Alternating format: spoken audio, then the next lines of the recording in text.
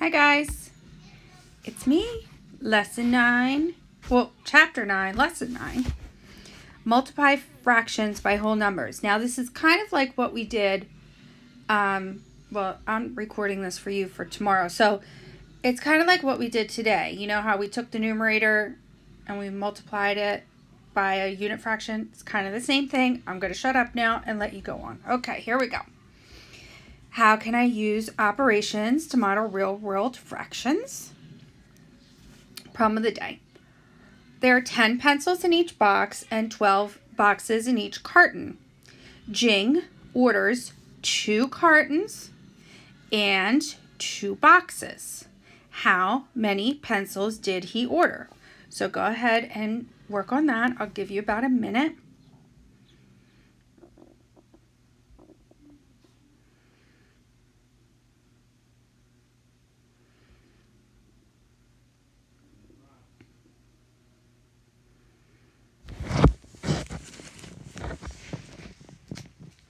Oops, sorry.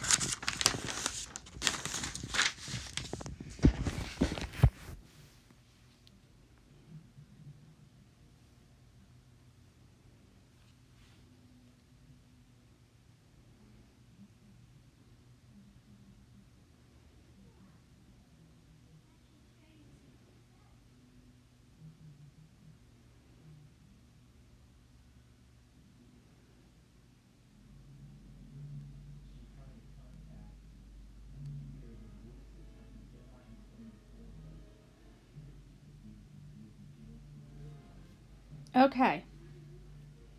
So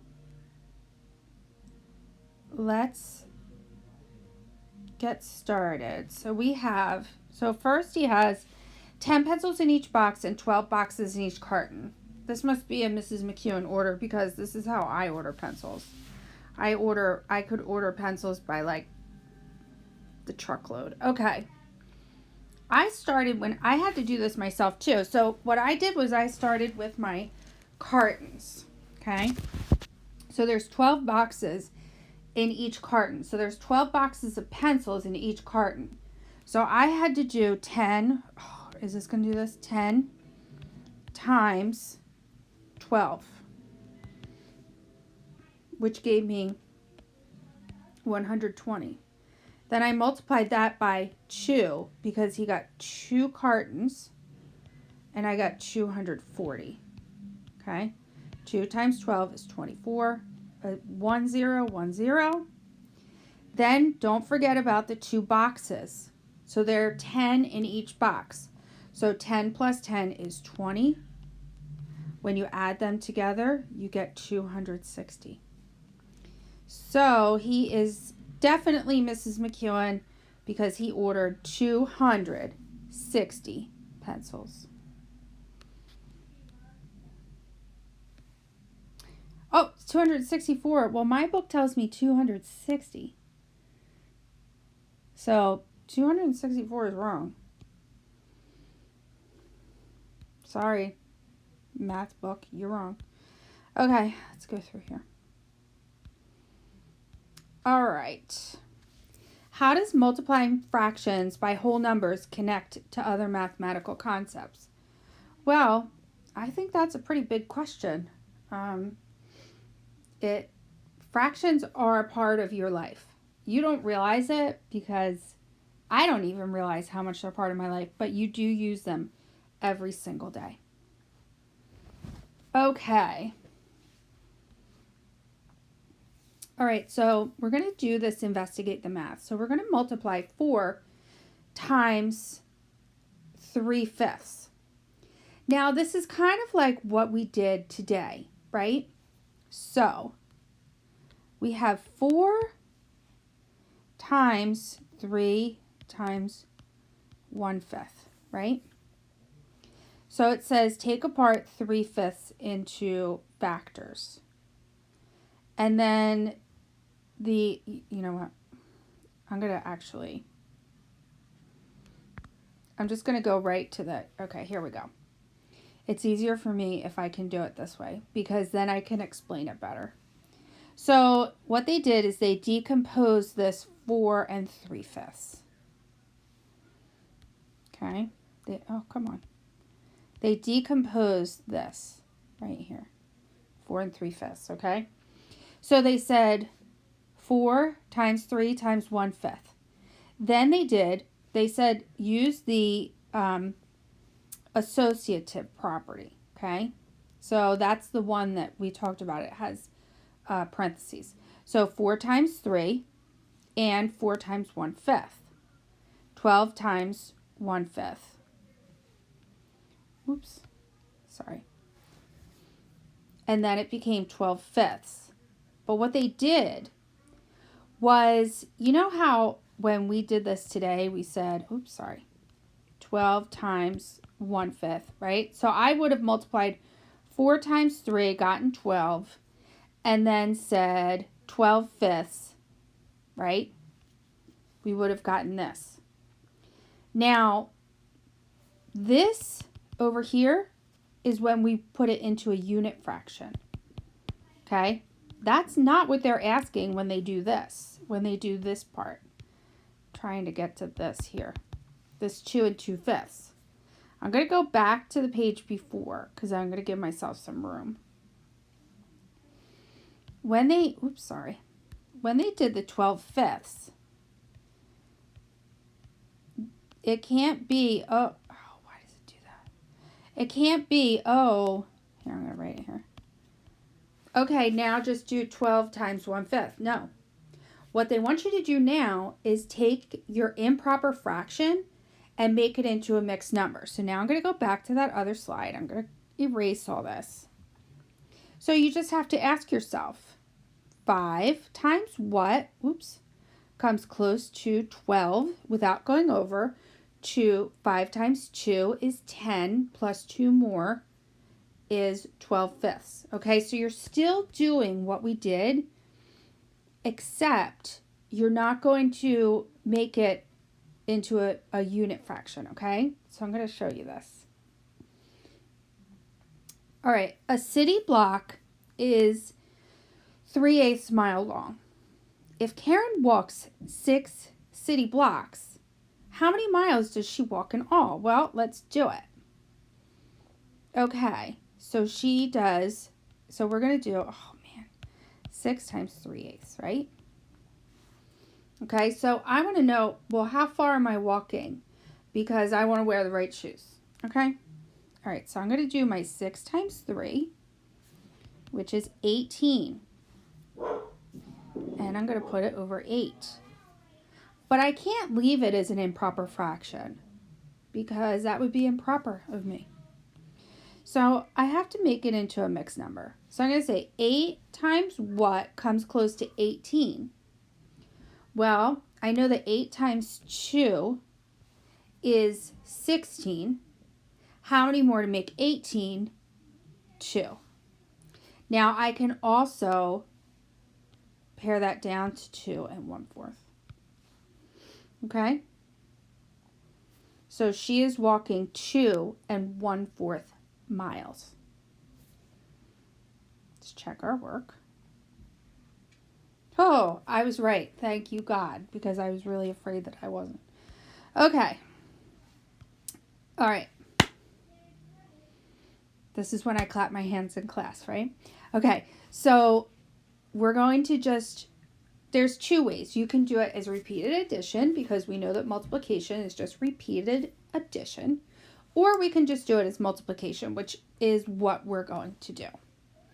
Okay? So they're saying find 4 times 1/6. I'm going to move on because I want to do it. Nope. Sorry. Okay, so 4 times 1/6. So basically, remember like what we did before. 4 times 1/6. 4 times 1 is 4 over 6. And then it says to simplify it. And then it's simplified down to 2/3. They divided by 2 on both sides. Okay. This is page 614. And is this example 1? Okay, yep. 613.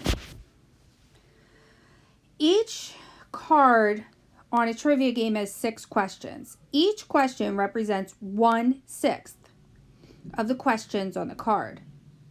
Caleb correctly answered 4 of the questions.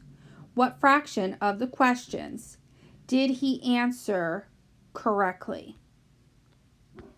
So 4 times 1/6, so it's 4/6, or see how it is, it's 2/3. See, the fraction tiles show us that they're exactly the same size. Okay, so 4/6. Okay. All right, each card on a trivia game, oh, they did the same thing. Duh, Mrs. McEwen, get with it, man, get with it. Okay, 5 times 3/10. So they did this whole holy balloony thing. Basically, you're going to multiply your 5 times your 3, right? And you're going to get 15. And you're just going to put your 15 over 10. So what I'm saying is this. See this part? You're going to say,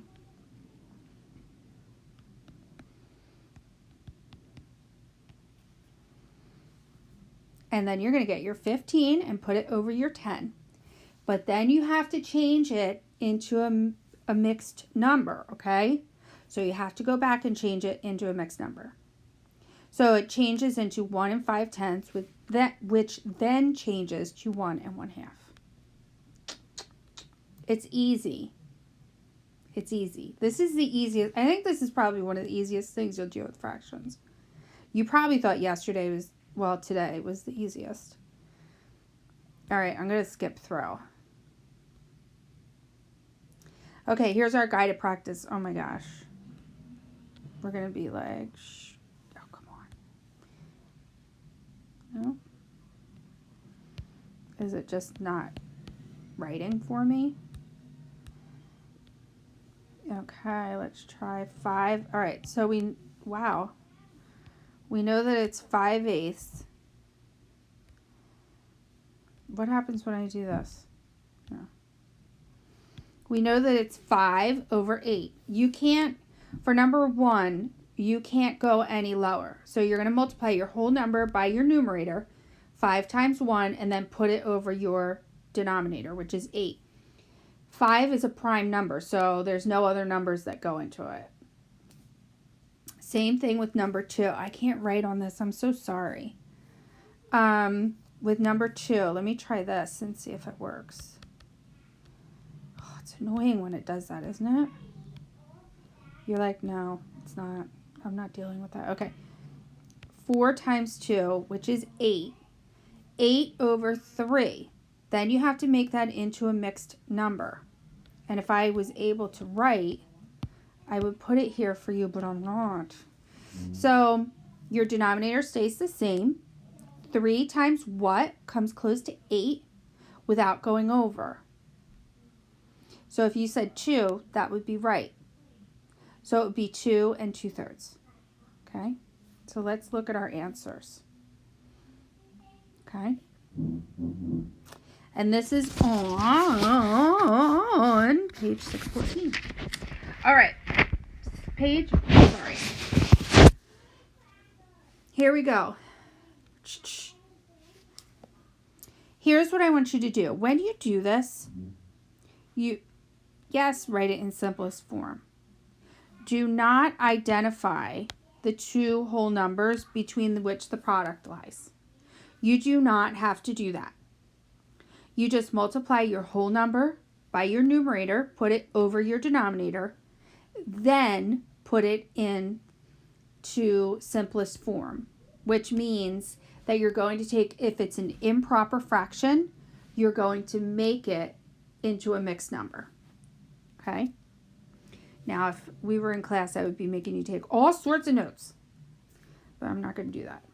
Okay, remember, you do not have to do the identify the 2 whole numbers between which the product lies. Okay? You do not have to do that. You just have to multiply and write it in simplest form. Okie dokie? All right, guys. See you on Zoom. Bye.